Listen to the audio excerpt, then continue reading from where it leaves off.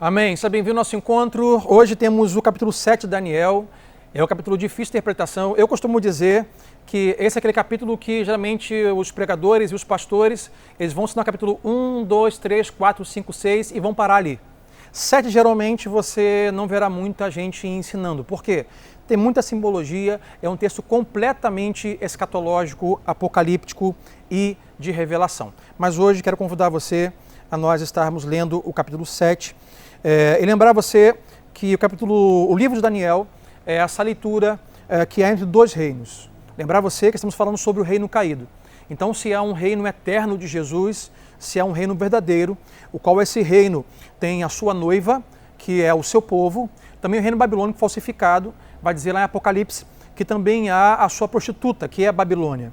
Esse reino de Cristo eterno, que tem um rei, também esse espírito babilônico vai também colocar na história os seus reis. Se Jesus tem o seu reino com o seu povo, também a cultura falsificada babilônica deste mundo, esse espírito, vai também impor na cultura o seu reino. E o livro de Daniel é sobre reinos, é sobre nações. O livro de Daniel é sobre revelação. O livro de Daniel é sobre o reino de Cristo, é sobre a primeira e a segunda vinda de Cristo. O livro de Daniel é sobre Jesus, porque é tudo sobre Jesus. E eu quero hoje começar com uma introdução breve e lembrar você que o livro de Daniel, capítulo 7, principalmente vai se tratar, capítulo 1, 2, 3, 4, 5, mas principalmente o 7, vai se tratar sobre futuro. E é uma coisa que muitas vezes nos deixa ansiosos e com medo, é nós não conhecermos o futuro. Então quero abrir aqui, te ensinar pelo menos duas formas que você pode lidar, duas maneiras de lidar com o futuro. A primeira delas é um futuro aberto, ou seja, uma balança que eu não sei o peso, eu não sei o que vai acontecer, eu não sei como está o controle disso, eu não sei para onde está indo a história. Bom, essa primeira forma de você ver o futuro é uma forma de deixar você ansioso, com medo e temeroso. Mas há uma segunda forma de você ver o futuro, que é uma leitura de Daniel, que é um futuro fechado. Como assim futuro fechado, Sandro? É um futuro fechado sabendo assim, bom, a história está escrita. Há um Deus que controla a história. Há um Deus que sabe tudo o que está e vai acontecer. É um Deus que controla toda a história. E se você interpreta ou vê ou lidar com aquilo que é futuro, que não se pode ver, de uma forma fechada, que é um Deus no controle, isso, ao contrário de trazer você ansiedade e medo, isso vai te trazer segurança, sabe? Paz, confiança. E foi assim que Daniel viveu. A gente olha capítulo 1, 2, 3, 4, 5, 6. Essa é a maneira que Daniel vive e nos ensina. Ele o tempo todo vai interpretar sonhos e viver uma realidade que, além do reino falso da Babilônia, existe um reino eterno, o qual Deus está no controle. Então Daniel nos ensina a viver sob esse controle e domínio de Deus na história, para que nós não vivamos ansiosos, temerosos, desesperados, porque a história se trata de coisas passadas. Agora, o futuro são coisas que não podem ser agora conhecidas. Então, se cremos que é um Deus que controla tudo isso, nós viveremos uma maneira mais saudável, mais controlada e mais em paz. Bom, algumas coisas aqui no parecer de Daniel 7, antes de nós entrarmos de fato no texto. A primeira delas, Daniel 7, capítulo 7, é um dos textos mais usados de forma escatológica em toda a Bíblia. Ou seja, por 58 vezes, algum texto no capítulo 7 de Daniel é citado no Novo Testamento. 58 vezes, ou Evangelhos, ou Paulo, ou Revelações de Apocalipse. O capítulo 7 é o momento onde Daniel está narrando, ele outrora interpretou sonhos, agora ele vai ter um sonho, e ele precisa agora de interpretação, de ajuda. Então um anjo vem interpretar esse sonho para ele. Outra coisa peculiar do capítulo 7 é do capítulo 1 ao 6, vínhamos tratando, ou a história vinha narrando, reinos visíveis. Nabucodonosor, Babilônia, Dario, Medo-Persas e por aí vai. O capítulo 7 tem uma transição de reino visível para o reino invisível. O capítulo 7 tem uma transição de uma história do que aconteceu de forma humana, terrena e visível, para uma transição de uma história invisível e futura. Então aqui vale lembrar, gente, que embora os nossos olhos agora não possam ver, há dois reinos. Há um reino visível e há o reino invisível. E a cultura babilônica, esse espírito babilônico por trás da cultura, vai tentar nos aprisionar os nossos olhos apenas aquilo que é visível. Ao governo visível, ao poder visível, à vida visível. Não podemos esquecer que além de seres humanos e governantes visíveis, há também anjos, principados, potestades. Há uma guerra espiritual acontecendo, há seres celestiais, há um reino invisível.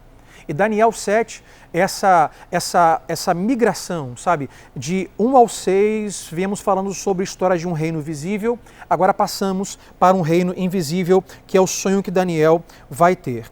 A quarta coisa que ia falar sobre o capítulo 7, antes de nós entrarmos, é que é um capítulo profético, é sobre profecia. É um capítulo que vai nos levar a olhar para frente e não nos levar a olhar para trás.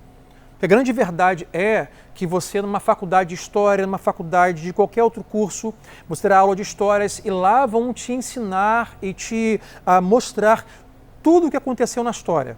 Olha, aconteceu isso, Pedro Álvares Cabral, Colombo, agora a questão agora, né, no racismo, em relação a colonização, em relação à cultura. Então a faculdade vai te ensinar aquilo que aconteceu lá para trás. Mas quem vai nos ensinar sobre o que aconteceu daqui em diante, se ninguém conheceu? Então o capítulo 7 de Daniel fica baseado em uma migração de o que era presente e passado para aquilo que é futuro, aquilo que não pode ser conhecido.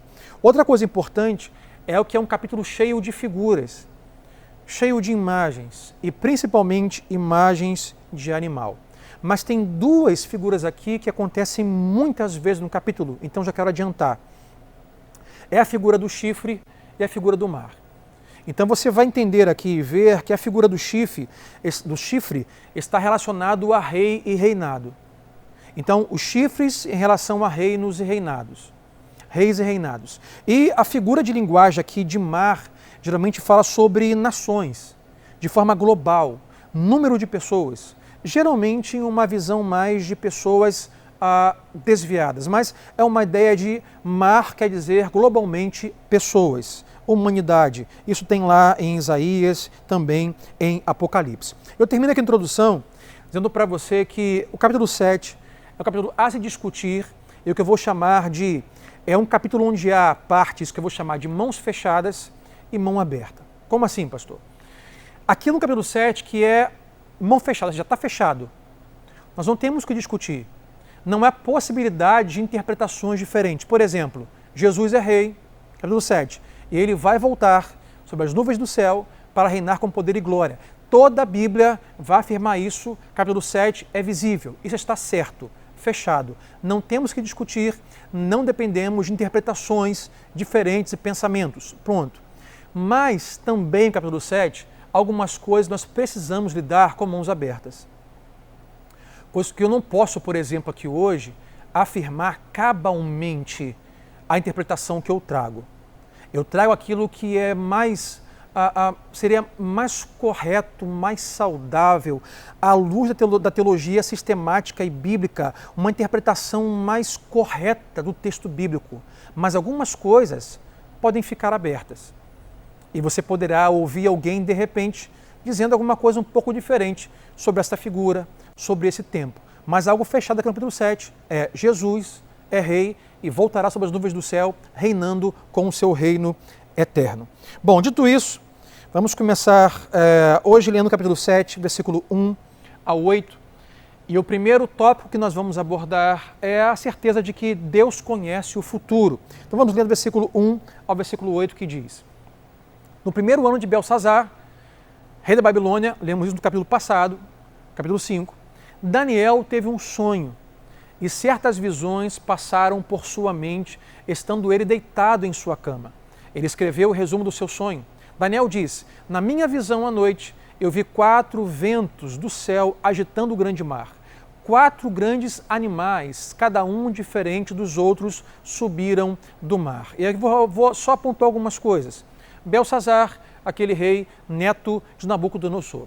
Ele vai dizer que ele teve um sonho. Se teve um sonho, falamos sobre isso no capítulo 1. Sonho é aquilo que temos, ou de forma emocional, psíquica, ou de forma espiritual, por Deus ou por Satanás. Ele teve um sonho, ou seja, estava dormindo. Então ele dormindo teve um sonho, mas vai dizer que essas visões passaram por sua mente, estando ele deitado em sua cama. Então a ideia aqui, para você, já capítulo 7, é um capítulo de imaginação, e você hoje será convidado a você usar muito a sua imaginação. Daniel está deitado dormindo, ele tem um sonho. O sonho é tão perturbador que possivelmente ele se senta na cama e levanta e começa a ter visões, ou seja, agora de um sonho que ele tinha dormindo, ele passa a ter um sonho acordado, ele tem visões e vamos continuar.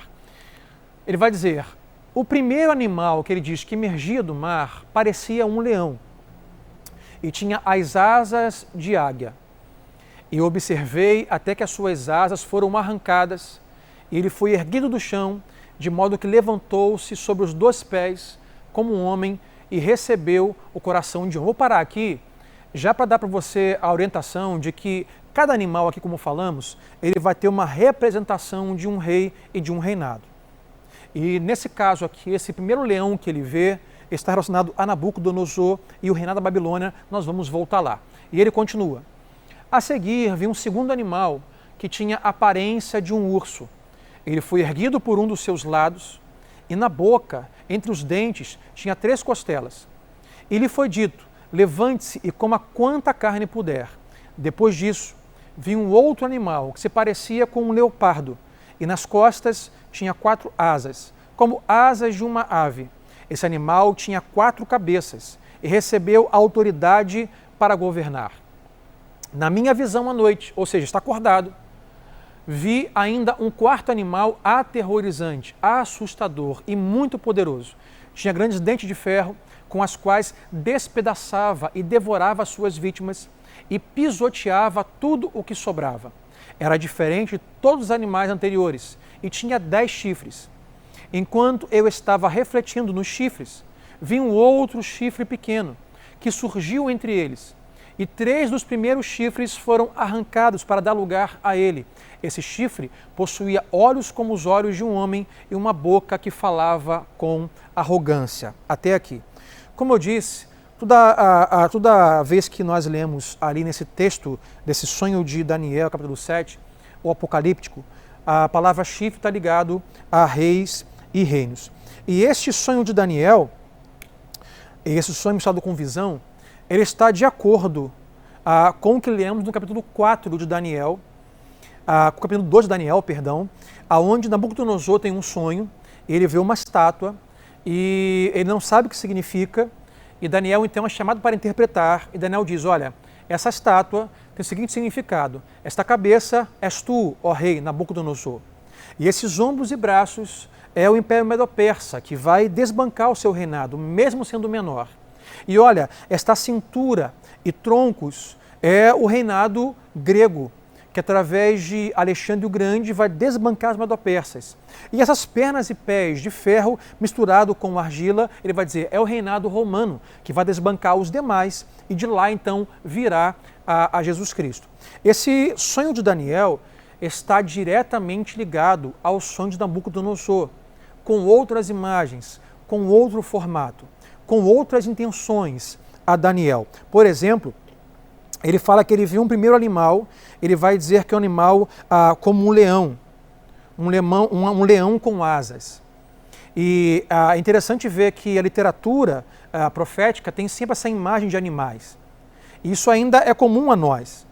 Né? A Bíblia vai usar a figura de animais muitas vezes para dar essa noção de como age o reino das trevas. Se você parar para perceber, eu aqui me atentava sobre isso, não há nenhum animal aqui domesticável. Então perceba, leão não é domesticável, urso não é domesticável, leopardo não é domesticável. Uma forma de dizer que esses reinos, que não são o reino de Cristo, eles são reinos demoníacos, que não são domesticáveis, ou seja, que são fortes, que são poderosos, sabe, que não podem ser, de alguma forma, acomodados, doutrinados, dominados, domesticados pelo homem. E ele fala sobre o primeiro reino, que é um leão. E se você for reparar, ou você for estudar a arqueologia, achados, desde o Império Babilônico, que nos seus portais da cidade haviam estampados, haviam lá desenhados, que chamavam de leões alados, leões com asas. Então Daniel, ao ver esse leão que emerge do mar, Deus está mostrando a ele, como mostrou Nabucodonosor, o reinado da Babilônia de Nabucodonosor, através de um animal que representa a Babilônia. Nós hoje somos assim ainda. Nós hoje usamos, por exemplo, a cultura da época, a cultura da época usava animais para representá-los. Então Babilônia tinha um leão alado. Nós temos hoje ainda na cultura animais que representam grupos, poderes, formatos. Por exemplo, vamos falar sobre time de futebol.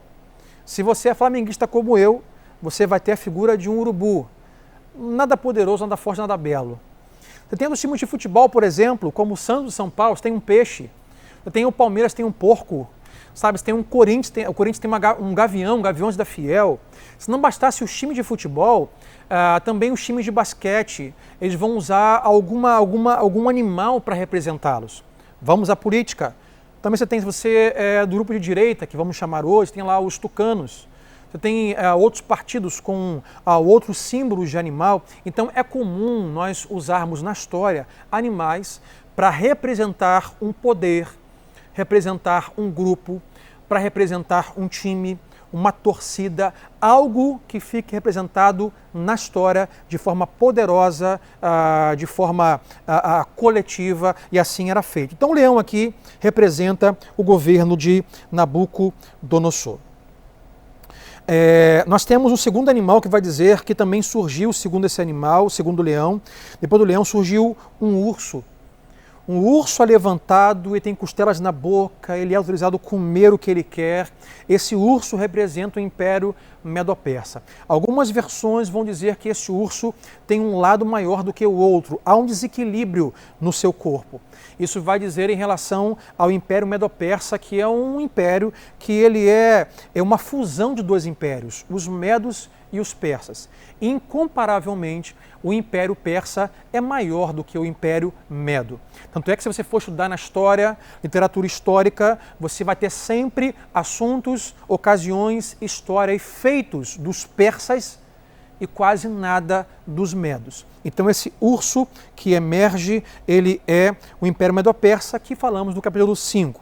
Daniel vai dizer que em seu sonho e visão também tem um leopardo. O leopardo é aquele animal que nos dá a ideia de velocidade. Já tentou alguma vez perseguir um leopardo? Apostar corrida com o leopardo? É impossível domesticá-lo, é impossível segurá-lo, é impossível alcançá-lo. Agora Daniel vai dizer que esse leopardo tinha asas. Agora imagine o poder de velocidade, de agilidade de um leopardo que tem asas. Quem segura? Ninguém. Então aqui, Daniel, na sua visão, Deus está falando sobre ele, para ele, sobre o reinado da Grécia, através de Alexandre o Grande. Que até onde se conhece, Alexandre o Grande ele conquistou todo o mundo conhecido na sua época. Aos 33 anos de idade, Alexandre o Grande tinha conquistado todo o mundo conhecido. Ele morreu jovem. E diz a história que antes da sua morte, ele, depois de conquistar todo mundo conhecido da sua época, ele sentava e chorava, porque não tinha mais nada, nem ninguém para conquistar. Então, o sonho aqui desse leopardo com asas é sobre um reinado ágil, rápido, impetuoso da Grécia através de Alexandre o Grande. E vai dizer que não só esse leopardo tinha asas, mas também, vou botar o texto aqui onde eu estava, acho que anteriormente, não, perdão, atrás, aqui diz a história do urso que foi erguido por um dos seus lados, depois vinha um outro animal que se parecia com o leopardo, nas costas tinha 4 asas, como asas de uma ave, esse animal tinha 4 cabeças e recebeu autoridade para governar. Isso se cumpriu. Deus está mostrando a Daniel o Império Grego, através de Alexandre o Grande, que encerrou a sua vida sem herdeiros. E a história conta que ele deixou o seu reinado dividido para 4 governantes oficiais militares da sua época. É sobre isso que o texto está retratando. Eu já começo aqui, gente, a pontuar aquilo que de fato é o mais importante aqui. De um Deus que está no controle da história. Deus deu a Nabucodonosor, Deus deu aqui a Daniel sonhos e visões históricas de um futuro ou próximo ou distante, como nós veremos, e todos eles se cumpriram. Daniel não viu o cumprimento de muita coisa que sonhou e interpretou, mas nós já vimos, como por exemplo, a história do Alexandre o Grande, de Roma, os Medo-Persas. O principal até aqui, como eu falei no começo, é como nós vamos lidar com o futuro. De forma aberta, não sabemos o que vai acontecer, ou de forma fechada, há um Deus que está no controle. E ele continua que depois disso, ele viu onde que eu estava, aqui, na minha visão à noite, vi ainda um quarto animal. Aqui ele não fala que animal que é esse. Um quarto animal só fala que era aterrorizante, assustador e muito poderoso. Tinha grandes dentes de ferro, com os quais despedaçava e devorava suas vítimas e pisoteava tudo que sobrava e era diferente de tudo aquilo que ele já tinha visto. Sobre o que é esse animal diferente dos outros? Lembrando o sonho que Deus deu a Nabucodonosor, aqui Deus está novamente falando sobre o poderio militar de ferro do Império Romano. Esse quarto animal, essa monstruosidade, essa grande besta está falando sobre o governo de Roma, sobre os seus impérios, sobre César. E vale lembrar que nenhum outro império teve a quantidade de anos consecutivos reinando. Roma reinou por 1.700 anos. Nenhum outro império esteve no poder durante tanto tempo. Ela só foi cair 1453 anos depois de Cristo. Então Cristo vem dentro do Império Romano. O Império Romano, ele conquista o Império Grego antes de Cristo. Cristo vem na história e só 1450 anos depois de Cristo é que o Império Romano vem a cair. Então o Império Romano, como nós dissemos, é aquele império qual tinha que acontecer para que Jesus viesse. Roma é aquele governo que vai entrar com novas estradas, que vai ligar o mundo inteiro com a estrada que nós temos hoje. Antes disso não existia esse tipo de estrada. É o governo romano qual vai perseguir as crianças, o qual Jesus virá. É o governo romano que vai julgar Jesus. É o governo romano que vai crucificar Jesus. É o governo romano que vai enterrar Jesus. É no governo romano que Cristo vai ressuscitar. E é no governo romano que o evangelho vai se propagar por toda a terra até chegar a nós hoje aqui. Então o Império Romano é algo fundamental dentro do plano da história que Deus está governando. E eu creio, biblicamente, que essa segunda vinda de Jesus também se dará em uma renovação, uma reorganização deste Império Romano. Isso é uma profecia bíblica. Por exemplo, o Império Romano hoje, não mais como era antigamente, mas o Império Romano que existia naquela época era uma colonização, era um tipo de império geográfico onde hoje está a Grécia, a Itália, a Espanha, Portugal, França, Bélgica e Holanda. Esses países são remanescentes do antigo Império Romano.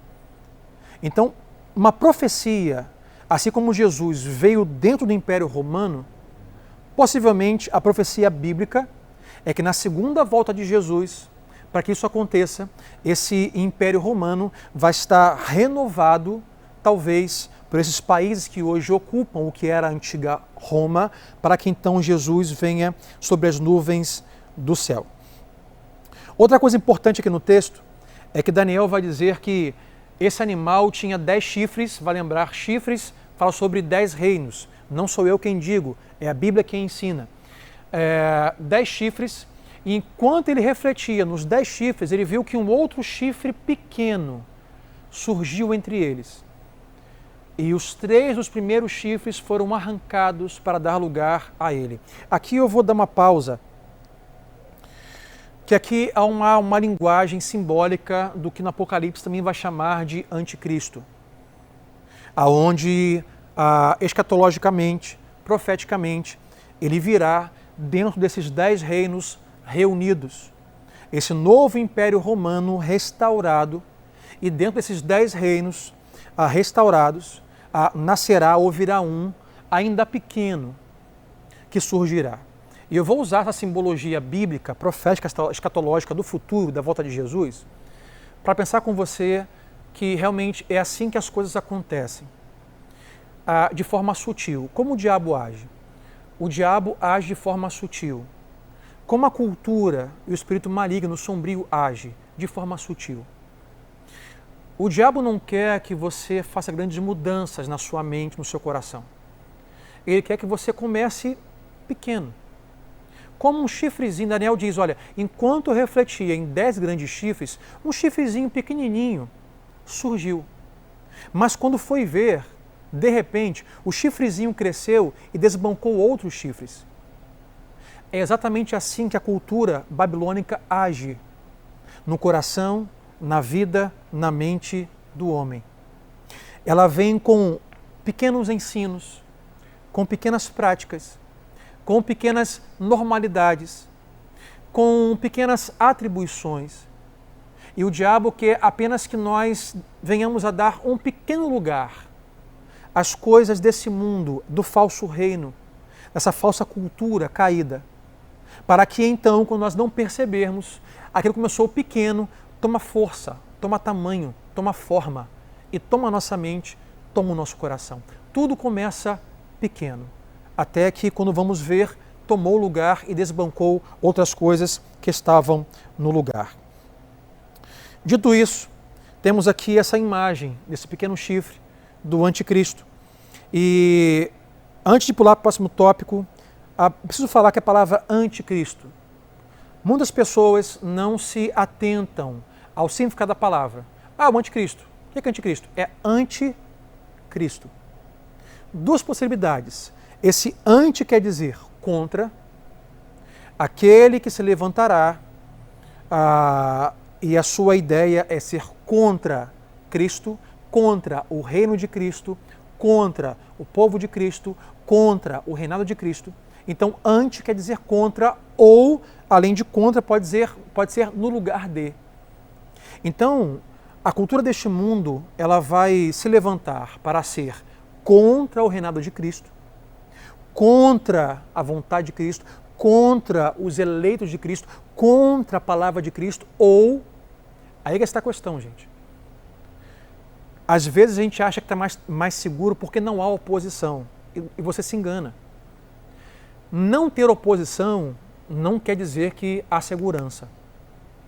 Anti pode ser contra ou pode ser no lugar de.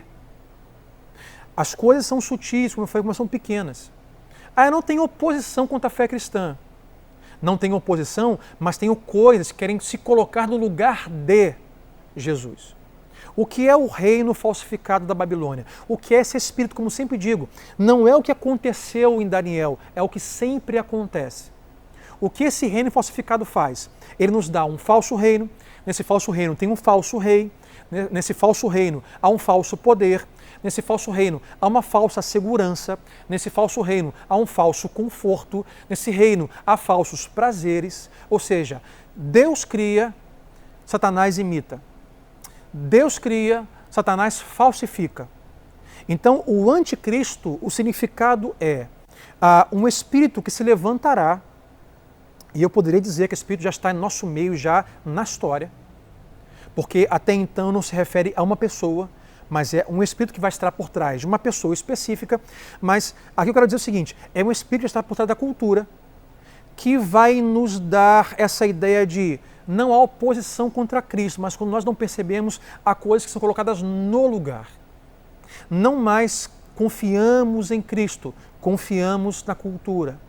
Não mais temos o governo de Cristo para nos basearmos. Nós temos agora outros governos no lugar. Anticristo quer dizer contra Cristo ou no lugar de Cristo. Cuidado, não ter oposição não quer dizer que você está seguro ou no caminho certo. Bom, dito isso, Vamos seguir aqui o texto, versículo 9 em diante.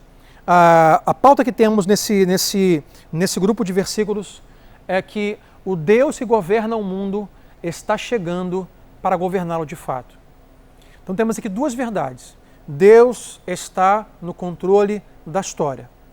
E Daniel 7 para nos mostrar que esse Deus que controla a história está vindo, voltará para governar de fato a história. Versículo 7, 9 ao 14 vai dizer assim: enquanto eu olhava, tronos foram postos no lugar, e um ancião se assentou. Quem é esse ancião? Sua veste era branca como a neve, o cabelo era branco como a lã. Seu trono ardia em fogo e as rodas do trono estavam todas incandescentes. Quem é esse ancião de cabelos brancos no trono? Deus Pai. Daniel diz: enquanto esses animais emergiam, enquanto os reinos passavam, eu também vi um trono, um reino, de um ancião de cabelos brancos.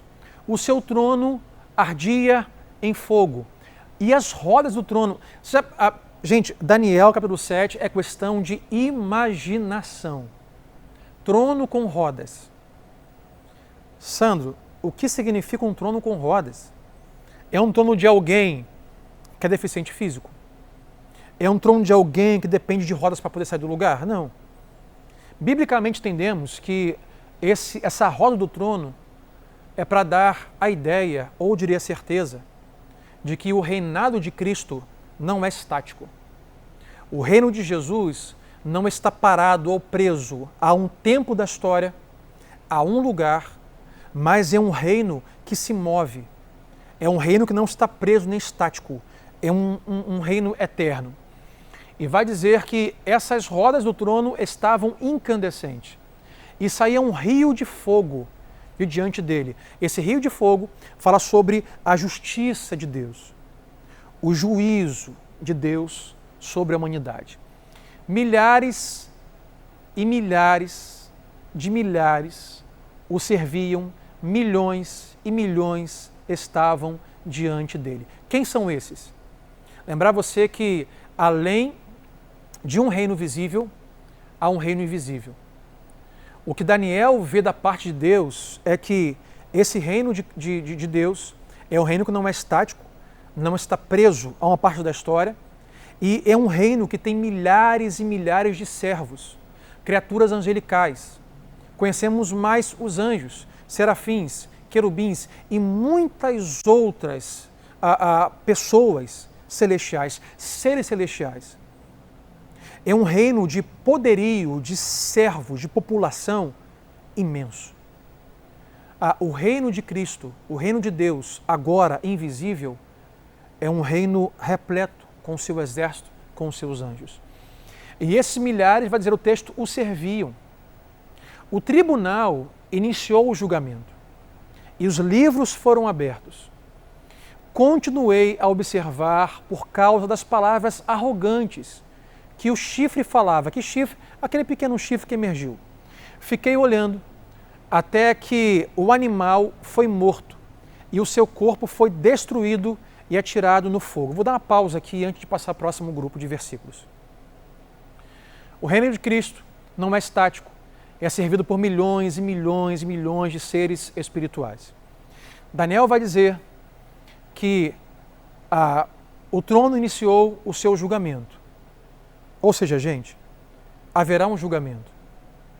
Como tenho dito, nós morreremos, seremos colocados em uma cova e todos nós receberemos um julgamento. Mas aqui Daniel é específico, dizendo que esse julgamento aconteceu em duas esferas. Vai dizer, então os livros foram abertos. Que livro é esse? Esse é o livro onde está escrito o nome dos filhos de Deus. Esse é o livro o qual está escrito toda a sua história, toda a sua vida, quem você é em Cristo ou quem você é por não estar em Cristo.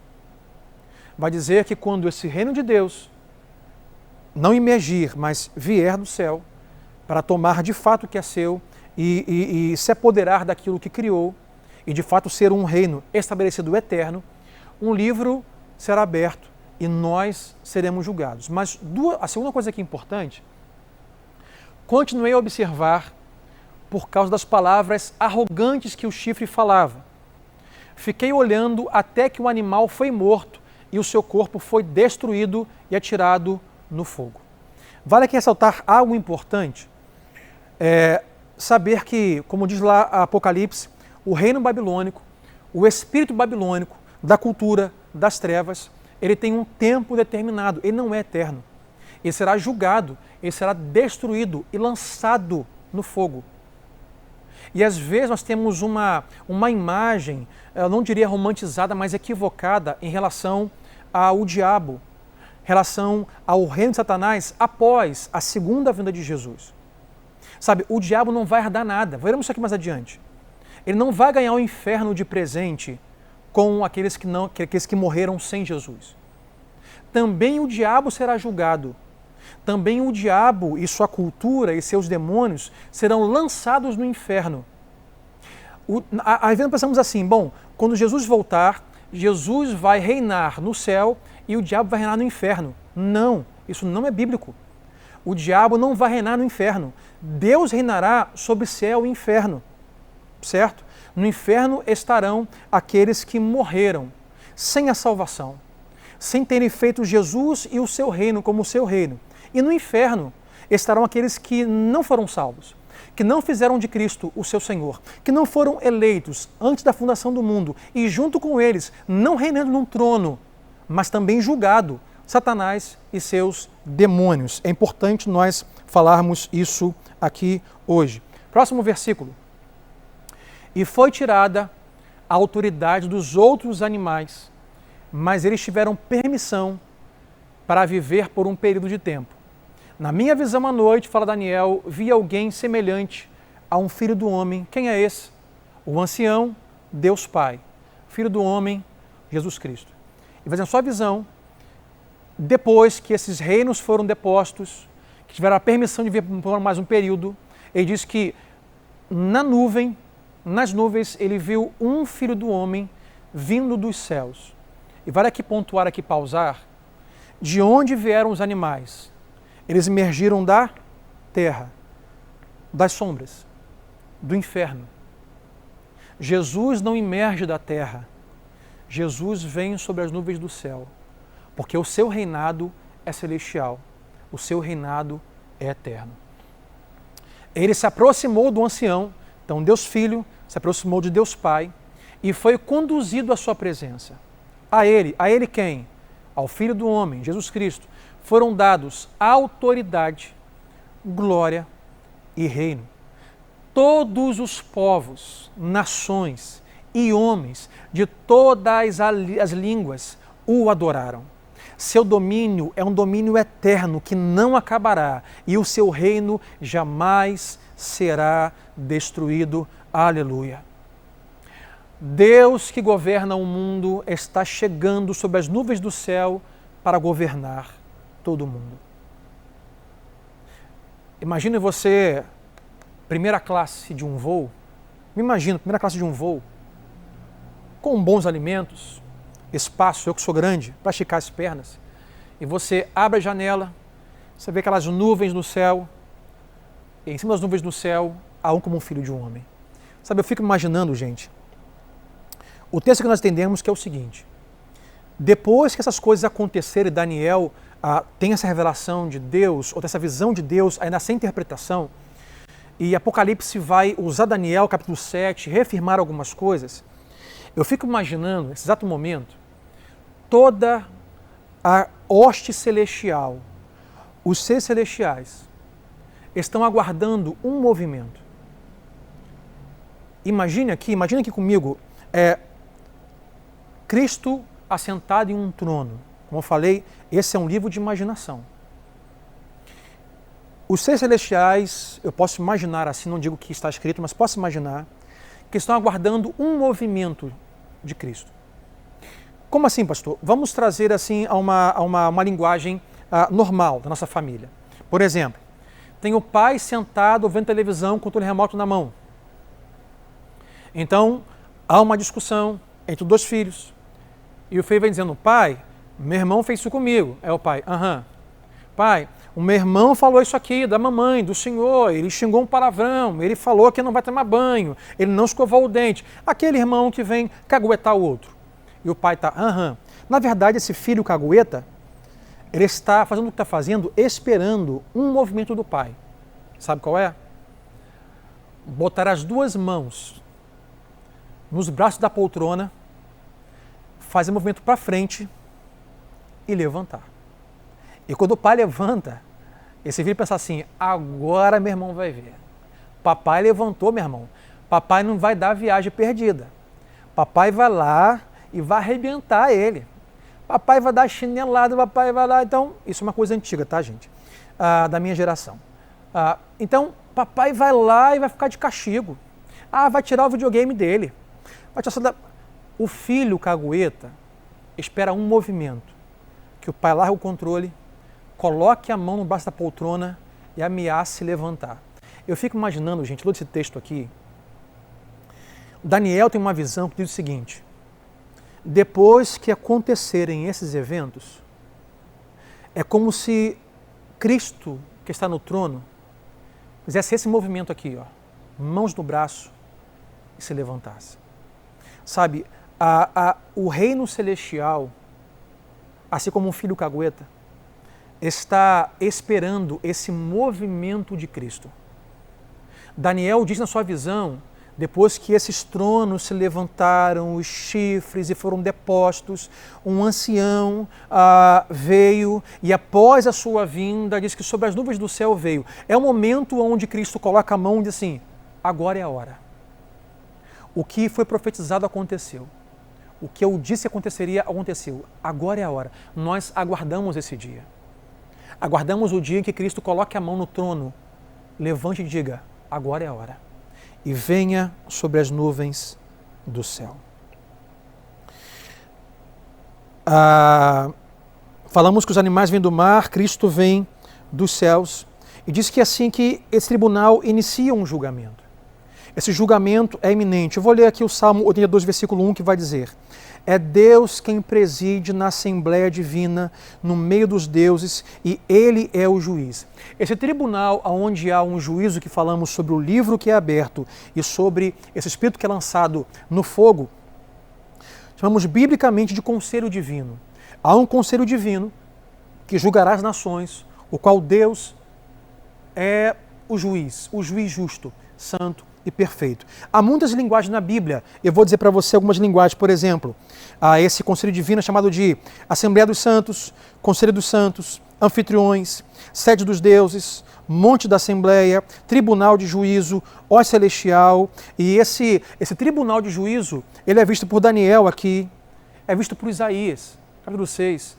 Então eu vi um trono, Ó Celestiais. Daniel vê esse conselho divino. Isaías vê esse conselho divino. João em Apocalipse vê esse conselho divino que vai julgar não só as nações, mas também esse espírito babilônico do anticristo. Vamos mais à frente. Versículo 15 a 18. Nós temos um olhar que nos mostra que os adoradores de Deus vão governar com Ele em glória. Aqueles que adoram a Deus, que servem a Cristo, que foram lavados e remidos, governarão junto com o Rei Jesus. Versículo 15 vai dizer assim: eu, Daniel, fiquei agitado em meu espírito e as visões que passaram pela minha mente me aterrorizaram. Eu quero parar aqui. Daniel tem uma visão. Daniel aqui vai lembrar, tem 80, 90 anos de idade, um idoso. Ele vai dizer, eu fiquei aterrorizado com a visão. Quantas são as pessoas que vão muitas vezes orar assim, Deus, me mostra, Senhor, o que vai acontecer. Deus, me mostra o futuro. É péssimo negócio. Não seja ignorante. Não seja menino. Péssimo pedido. Se Deus revelar a você o que está na história futura, você vai ficar agitado, desesperado e não vai dormir. Vai dormir com um capacete, vai dormir com uma espada do lado, vai dormir com um olho fechado e o outro aberto, com medo do que vai acontecer. Não queira saber o que vai acontecer no futuro. Está aí um conselho para você, não sou eu quem dou, Daniel é quem dá. Eu fiquei aterrorizado. Então, me aproximei de um dos que ali estavam. Quem estava ali? Quem é um desses um? O ancião, filho do homem, os anjos, os milhares. E perguntei o significado disso tudo. Eu quero parar também aqui porque quem é Daniel? Daniel é o cara que revela sonho, gente. Daniel é o cara que revela sonho. Mas no seu sonho ele diz, isso para mim é estarrecedor. Eu não sei, eu preciso que alguém interprete. Então ele me respondeu, dando-me a interpretação. Olha, os 4 grandes animais são 4 reinos que se levantarão na terra. E falamos, o reino babilônico, medo-persa, grego e romano. Mas os santos do Altíssimo, quem são esses santos aqui? Os anjos também. Mas aqui os santos são todos aqueles que foram comprados e lavados com o sangue de Jesus. Esse santo é você, se é cristão, esse santo sou eu. Mas pastor, eu não sou santo. Não. A santidade de Jesus, na sua morte no Calvário, para os nossos pecados, atribui a nós a sua santidade. Então vai dizer que quando isso acontecer, os santos do Altíssimo receberão o reino e o possuirão para sempre. Sim, para todo o sempre. Porque o reino de Cristo, minha gente, ele é eterno. E aqueles que foram comprados pelo sangue de Jesus, que foram feitas novas criaturas, que hoje não servem a um reino falsificado, a um reino temporal, mas servem a Cristo com o seu reinado eterno, eles vão receber como herança o reino de Jesus. Eu sou o Pai. E independente dos bens que eu acumule, pouco ou nada, ou muito ou deixe, os meus filhos, eles fazem parte da minha herança. Aqueles que são filhos de Deus receberão como herança o reino do Senhor e reinarão com ele eternamente. Então entenda-me aqui, não vale a pena trocar o reino de Jesus, a fidelidade por ele, como Daniel nos ensina, por qualquer outra coisa menor, passageira e temporal. Sejamos fiéis ao reino eterno, porque com herança nós receberemos este reino eterno. Esse reino de Jesus que começou na sua primeira vinda, em Marcos 1,15. Esse reino que vai culminar na segunda vinda, Atos 1, 9 a 11, fala sobre isso. E nosso último ponto aqui, lendo o versículo 19 em diante, aqui algumas vezes minha esposa Adriana fala assim, Sandro, você às vezes é pessimista. Eu não sou pessimista, eu sou bíblico, ok? A história piora antes de melhorar. Então vamos ler o versículo 19 em diante. Então, eu quis saber o significado dos 4 animais. Diferente de todos os outros, e o mais, do quarto animal, perdão, que era diferente dos outros animais e era mais aterrorizante. Com seus dentes de ferro e garras de bronze, o animal que despedaçava e devorava suas vítimas pisoteava tudo que sobrava. E também quis saber sobre os 10 chifres da sua cabeça e sobre o outro chifre pequeno que surgiu para ocupar o lugar dos 3 chifres que caíram. O chifre que era maior do que os demais e que tinha olhos e uma boca que falava com arrogância. Enquanto eu observava esse chifre, guerreava contra os santos e os derrotava. Eu vou parar aqui. Daniel tem a seguinte interpretação, ou a seguinte visão ainda. Eu quero saber o que significa isso, porque esse chifre, que tem uma boca arrogante, que fala contra o Altíssimo, ele vai dizer que esse chifre guerreava contra os santos e os derrotava. Precisamos saber aqui, meus irmãos, que esse espírito babilônico da cultura, nós não temos como dar conta dele. Nós não temos como vencê-lo. O ser humano caído sempre será derrotado pelo espírito babilônico, pelo espírito do anticristo que já está na cultura. Nós precisamos de Jesus, do seu reino, do seu poder, para derrotarmos esse espírito, essa cultura, essa coisa demonizada que traz a morte. Daniel diz que esse chifre derrotava os santos de Deus. Precisamos de Cristo como nosso Senhor e que nos livra. Até que o ancião veio e pronunciou a sentença a favor de quem? Dos santos do Altíssimo. Então, não é uma derrota eterna. É uma derrota circunstancial, humana, natural. Mas Deus então veio a favor dos santos do Altíssimo e chegou a hora de eles tomarem posse do reino. Daniel está dizendo com esse capítulo 7, nós estávamos condenados, pecados e delitos, pois todos, Romanos 3:23, porque todos pecaram e foram destituídos da glória de Deus. E sem Cristo, sem a regeneração, justificação pela fé no sangue de Jesus, nós seremos derrotados. Precisamos que Deus, em nosso favor, através de Cristo, dê cabo dos nossos opositores eternos, demoníacos, resultado, salário do pecado, que é a morte, para que então possamos herdar e tomar posse do reino com Jesus. Ele continua. E esse anjo me deu a seguinte explicação. Ó Daniel, o quarto animal é um quarto reino que aparecerá na terra. Que reino é esse? O reino romano. Será diferente de todos os outros reinos e devorará a terra inteira, despedaçando-a e pisoteando-a. Lembramos dos 1700 anos do Império Romano. Os 10 chifres são 10 reis que sairão desse reino. Depois deles, um outro rei se levantará e será diferente dos primeiros reis. Ele falará contra o Altíssimo, que lembramos sobre o anticristo. Anticristo, contra Cristo. Ele falará contra o Altíssimo e oprimirá os seus santos. Você já percebeu que essa cultura demoníaca nos deixa muitas vezes, com as guerras que temos espirituais, nos deixa cansados? A verdade é aqui, meus irmãos, que há uma guerra espiritual não visível. Já sentiu como se a sua vida fosse uma luta constante? Há uma luta muito grande para você conseguir segurar o seu casamento. Há uma luta muito grande para você conseguir segurar a sua sanidade mental. Há uma luta muito grande para você conseguir segurar a sua fé, fidelidade, obediência, santidade. Sabe o que é isso?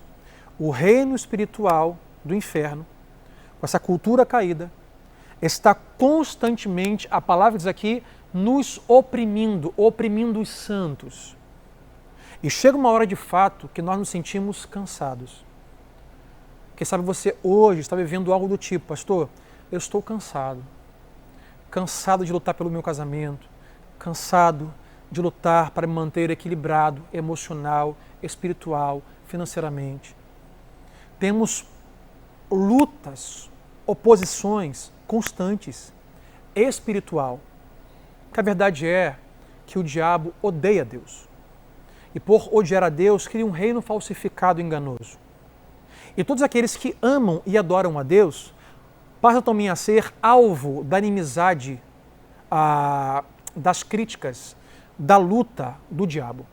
Então, se eu adoro a Deus, tenho agora o diabo como meu inimigo. Eu a ele e ele a mim. E, gente, se é uma guerra espiritual, temos que lembrar que o diabo e seus demônios, eles não têm a mesma natureza que nós temos. Nós ficamos cansados. Não conseguimos render muito bem à noite, temos que dormir. Viramos uma noite e ficamos fracos. O reino celestial não é assim. O diabo, seus anjos, seus demônios, eles não descansam. Não precisam se alimentar. Então é uma luta praticamente injusta. Por isso ficamos cansados e pensamos, caramba, a luta não cessa, estou cansado. Daniel vai dizer que na Revelação diz, esse anticristo, isso que luta contra o reino de Deus, vai oprimir os santos e vai tentar mudar os tempos e as leis. É isso que o espírito do anticristo vai fazer, vai mudar as leis. A verdade é que só há duas saídas, duas formas. Ou mudamos a nossa vida, ou mudamos as leis para se adequar à nossa vida. O que a cultura babilônica faz? E vale dizer que geralmente o problema com as leis sempre vai cair no nicho da sexualidade. Observe. Deus tem suas leis, Deus tem sua palavra, suas normas amáveis, boas, para o nosso bem. Então, o espírito do anticristo, que é contra essa lei, que não se adequa a essa lei, ele vai tentar fazer o quê? Mudar essa lei. Então a cultura vai tentar mudar normas e leis eternas, imutáveis de Deus. Porque o mundo caído e o ser caído, o humano em pecado, Ele não se dá com as leis de Deus, santas, porque é um ser imoral. Então, se ele não consegue lidar com isso, então ele vai tentar fazer o quê? Mudar a lei. Então nós temos duas saídas.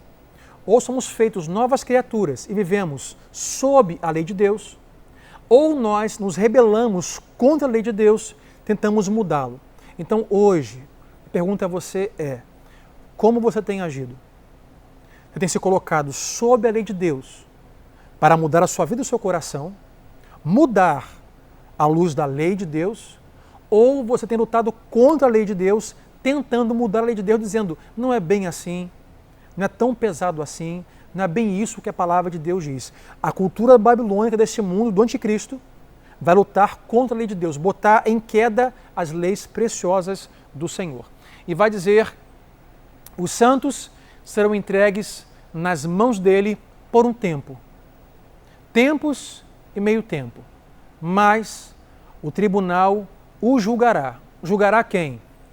Esse espírito babilônico, esse anticristo, que por trás tem o próprio diabo. Lembrar que, gente, o diabo no final não vai herdar nada.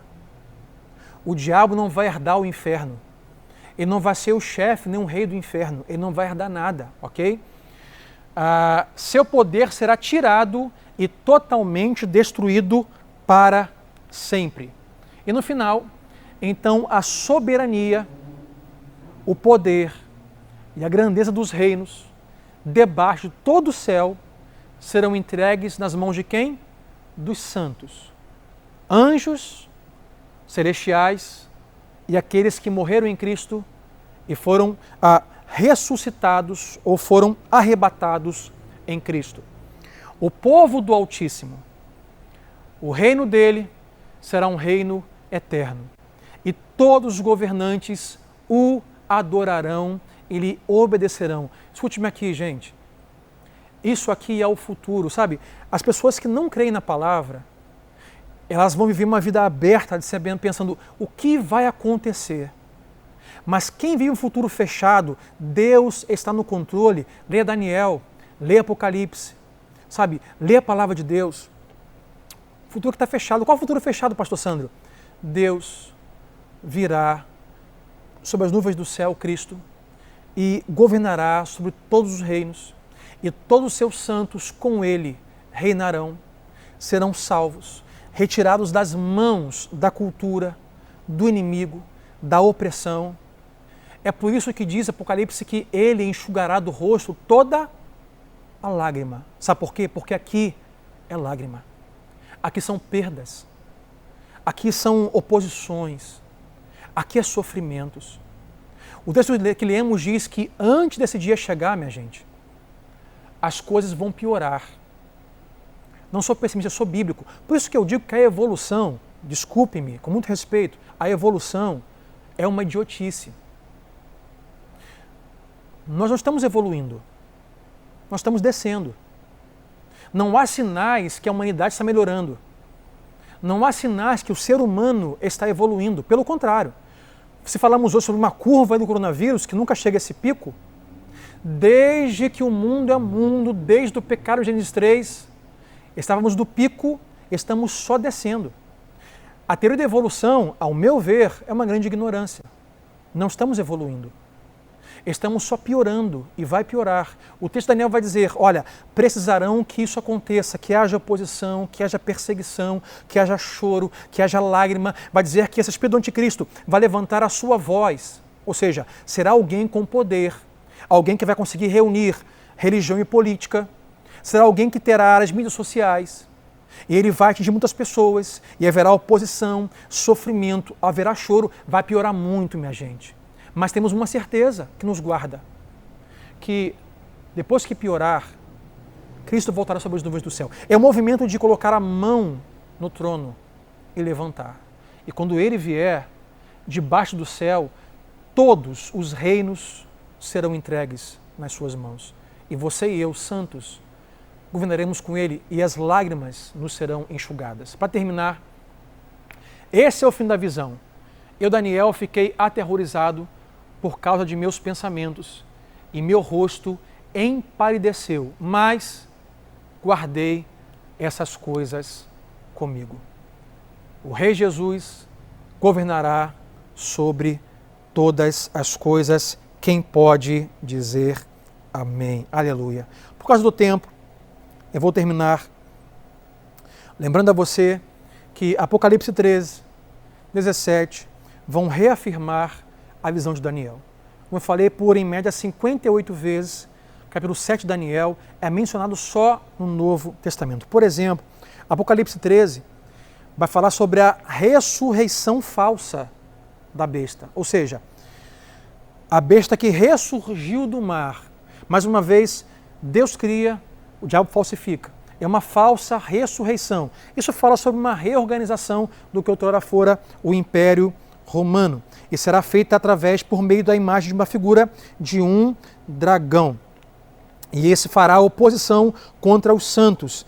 Haverá blasfêmia contra Deus. Ao mesmo tempo, Apocalipse 13 vai dizer que haverá milagres falsos. E aqui vale o que sempre falamos, nós não estamos seguindo milagres. Nós não estamos correndo atrás de milagres.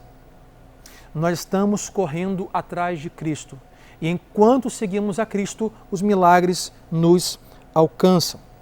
O diabo, nesses dias, operará falsos milagres, como hoje acontece, falsos profetas e falso evangelho. Apocalipse 17 vai dizer que esse espírito da Babilônia vai como que estar cavalgando, sabe, sobre a besta. Então, essa imagem do rei da Babilônia, de Apocalipse 17, vai dizer que se existe um cavalgar desse anticristo, na figura de um dragão, de um cavalo, quem monta ele é esse espírito babilônico, e Apocalipse 17 e 13 vão reafirmar aí o livro de Apocalipse de Daniel, capítulo 7. Por último, eu quero terminar hoje falando sobre esse Filho do Homem visto sobre as nuvens do céu. Porque meu foco hoje aqui, nosso tema é o Rei Jesus governará sobre todas as coisas e ele virá sobre as nuvens do céu. Eu vou terminar com alguns textos bíblicos aqui. João 3, versículo 13 diz: ninguém subiu ao céu a não ser aquele que desceu do céu, o Filho do Homem. Mateus 9, 6. O Filho do Homem tem autoridade na terra para perdoar pecados. Marcos 10, 45. O Filho do Homem não veio para ser servido, mas para servir e dar vida como resgate por muitos. Lucas 19, 10. O Filho do Homem veio buscar e salvar os perdidos. Mateus 12, 40. Como Jonas esteve 3 dias e 3 noites no ventre do grande peixe, assim o Filho do Homem estará 3 dias e 3 noites no coração da terra. Mateus 17, 22 e 23. O Filho do Homem está prestes a ser entregue nas mãos dos homens, e eles o matarão, e ele será ressuscitado no 3º dia. Mateus 26, 64. Você verá o Filho do Homem sentado à direita do poder e vindo sobre as nuvens do céu. Mateus 16, 27. O Filho do Homem virá com os seus anjos na glória de seu Pai, então ele retribuirá a cada um de acordo com os seus feitos ou suas obras. E por último, Mateus 24, 44. Você também deverá estar pronto, pois o Filho do Homem está chegando em uma hora que você não sabe e que ninguém espera. O Filho do Homem virá sobre as nuvens do céu. Há muitas coisas que podemos discordar e discutir sobre meios, simbologias e revelações. Mas algo que está fechado na Bíblia é que Jesus está voltando. Jesus virá sobre as nuvens do céu. Então, meu conselho a você hoje é que você viva à luz dessa verdade bíblica. Se você é um cristão e hoje você sofre perdas, sofre perseguições, críticas, oposições, dores físicas, sabe, um câncer, uma enfermidade, um desemprego. Você pergunta assim, aonde está Deus? Muitos perguntam, aonde está Deus que não mudou isso? Aonde está Deus que não fez isso? Deixa que eu dizer algo aqui importante, para alguns até chocante.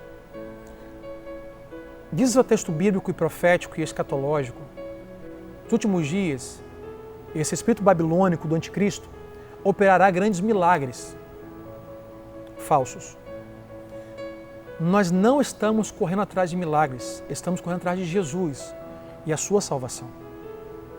Então, se for da vontade de Deus, o qual nós estamos correndo atrás de Jesus e sua vontade, se for da vontade de Deus me curar de uma enfermidade, amém.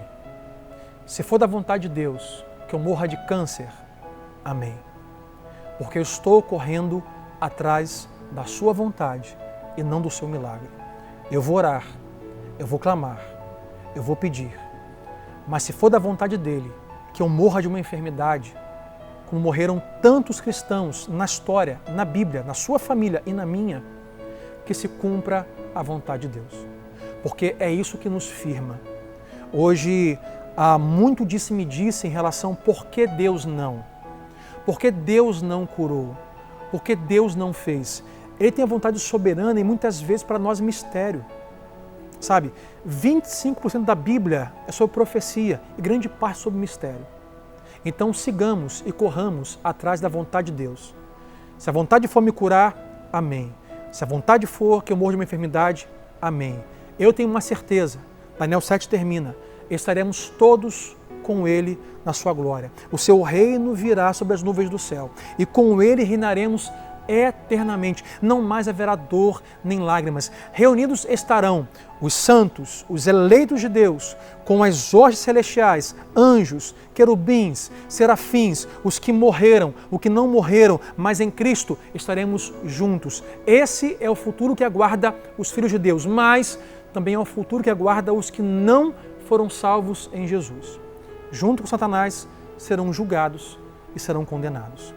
Não porque não mereceram, nós merecemos. Nós não somos melhores, não somos merecedores. Sabe, nós não somos incríveis. Se há alguém incrível aqui, não é quem será salvo, mas se há alguém incrível aqui, é a graça de Cristo. Se há alguém incrível, é Cristo que nos salva. Então hoje, faça desse incrível Deus o Senhor da sua vida, porque haverá um juízo. E fique firme, porque o futuro já está dito. Nós estaremos seguros em Jesus. Eu quero hoje orar com você, que está de alguma forma aí descontrolado, ansioso, com medo de um futuro incerto. Quem sabe recentemente perdeu um ente querido, perdeu marido, esposa, filho, perdeu o emprego, perdeu o equilíbrio, a confiança, a fé. Eu hoje vou orar por você. Então, com a sua face, Deus, eu agora oro, Pai, por esta pessoa.